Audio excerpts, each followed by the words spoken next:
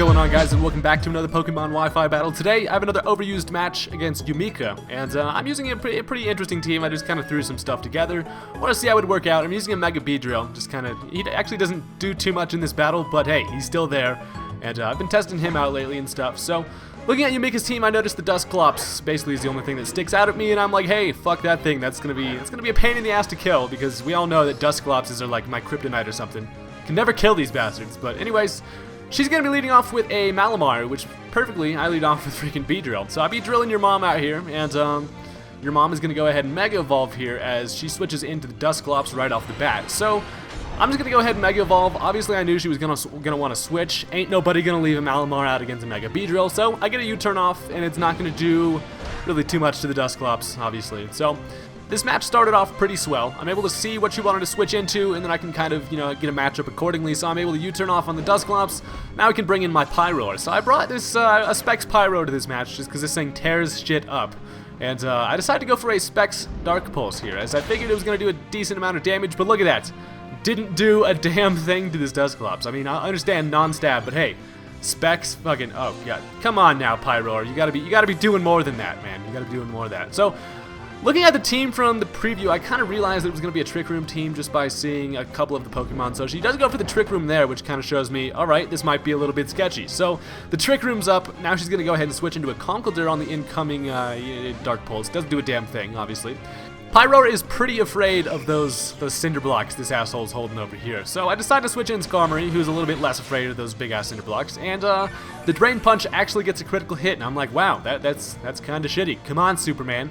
What do you think I'm fucking paying you for out here, man? So I actually realized now that the Drain Punches are not going to be able to kill me with unless he gets another critical hit. So I was like, I'm going to go ahead and risk it, go for a Roost. I actually live it with 2 HP. Look at that. 2 motherfucking HP. Superman just holds on.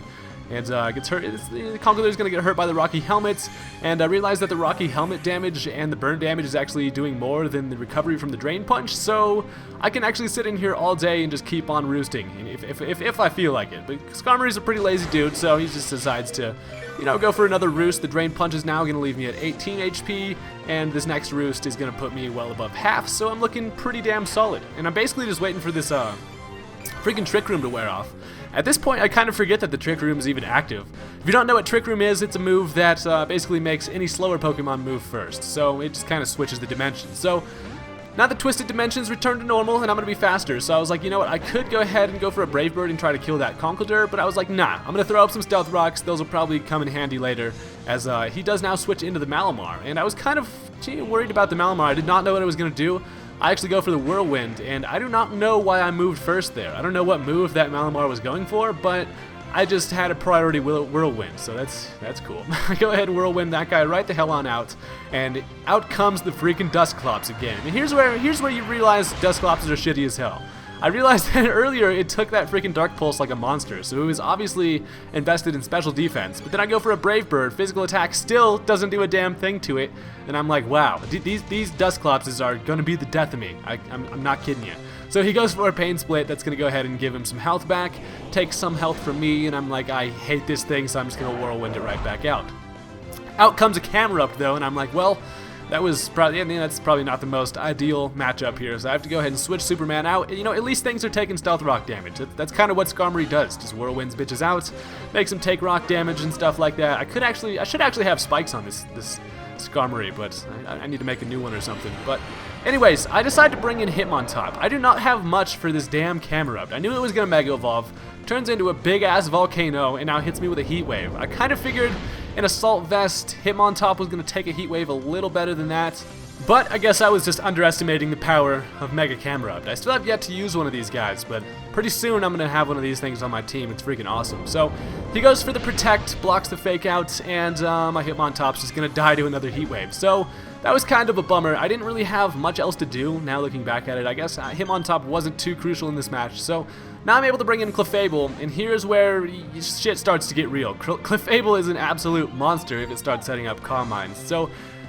he's going to bring out the Aromatisse here, and I'm just going to go ahead and set up a Calm Mind. I'm like, you know what, I could get to the point where mainly what I'm worried about is that damn Camerupt being able to hurt me with special attacks. So I'm like, you know what, I'm just going to get some pretty solid special D going here. And looking at his team, he doesn't have too much to counter a Clefable, so this is looking perfect. He brings out the Aromatisse, and I'm like honestly not too worried about this thing. I don't know what it's going to want to do. Maybe set up like some trick rooms or something like that. Either way though, I'm just going to start setting up some Calm Mines. Getting greedy with it, I need a couple Calm Mines and I can just start tearing shit up. So the Aromatisse does go for a Twisted Dimension there. He's going to go ahead and set up a Trick Room. That's fine by me, honestly, because Clefable's not too fast to begin with, so honestly there's some things I might be able to outspeed now that I wouldn't normally be able to, so it kind of works in my favor actually. So now he's going to bring in the Malamar here, thinking that it was going to be able to outspeed me. I just go for another Calm Mind as it switched in. So I'm at +3 over here, looking pretty beastly. All I'm worried about is taking in a physical attack from this Malamar, but then I go for a Moonblast, and as you'll see, I actually ended up outspeeding it, meaning I was initially slower than that thing to begin with, so with the Trick Room activated, I'm actually going to go ahead and move first. So that's freaking awesome. Moonblast is going to destroy the Malamar. And sad day to be that Malamar. So in comes the freaking Dusclops here, as it's going to go ahead and frisk me for my Life Orb.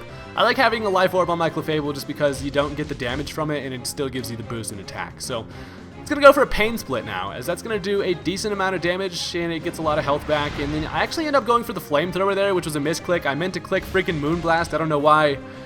Freaking, I misclick quite often. I gotta fucking plan out my. I gotta get a better stylist or something. I don't know, man. But now I go for the Moonblast. That is definitely gonna kill the Dusclops. And finally, that thing is dead. There is no better feeling than seeing a Dusclops just fall over. Like, yes, take that, you ghost bastard. So, the dimensions return back to normal, meaning I'm actually gonna be faster again because I'm actually faster than this freaking camera. So I'm able to go for a Moonblast. It's not going to do enough to kill it. I don't have too many moves for this camera up, honestly, but it's going to go for an Earth Power. It's going to do a decent amount of damage even after the +3 special defense boost, as now I'm able to go ahead and finish this thing off with one more Moonblast. So this person made the mistake of letting my chewing gum set up some Calm Mines. Whenever you see a Clefable setting up Calm Mines, same thing with that Suicune last episode. You're about to just get fucked up. So now he brings out the Conkeldurr, who's going to go for a Mach Punch. Unfortunately for me, that is going to kill. And that was a pretty, you know, Clefable, you had a pretty solid run going there. I appreciate you. I appreciate it. So I realized the Conkeldurr definitely can't do too much to Superman. I guess I could go for the Mach Punch, I guess. He knew I was going to outspeed, so he goes for the Mach Punch, and it's not enough to kill me. And then after the Rocky Helmet damage and the freaking Brave Bird, I guess it didn't even need the Rocky Helmet damage, but the Brave Bird is just going to tear this thing apart.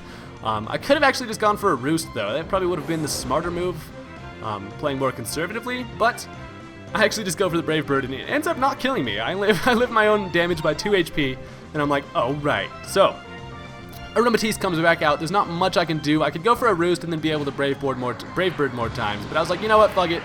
I'm just going to Brave Bird here, going to get a little bit of damage off on this thing, and then kill myself in the process, as I believe now this thing's going to set up a Trick Room again. So yeah, the Aromatisse is going to set up a Trick Room. Skarmory's dead, but I'm not too worried at this point, because I do have my good old buddy Muck on this team. When in doubt, bring a Muck. These things are so damn reliable. So, especially because there's all these damn fairies floating around and shit nowadays, you know, you never know. So I bring out Sup. He's like, hey, Sup.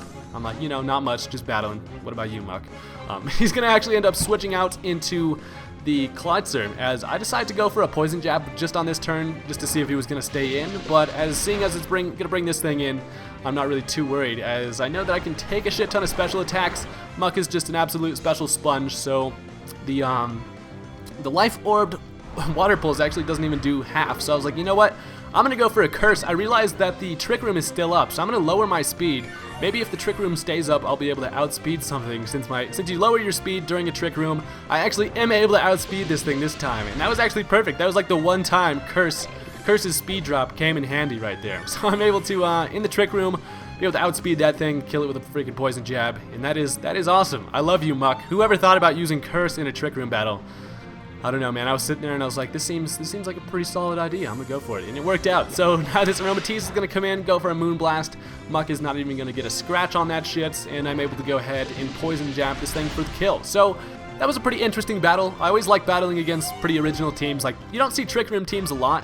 They're actually really hard to work with, but when you can pull it off, it's pretty damn impressive. But anyways, thank you guys for watching, and click the thumbs up button on this video if you enjoyed, and I will have some more Wi-Fi battles up pretty soon. So, thank you guys, see ya.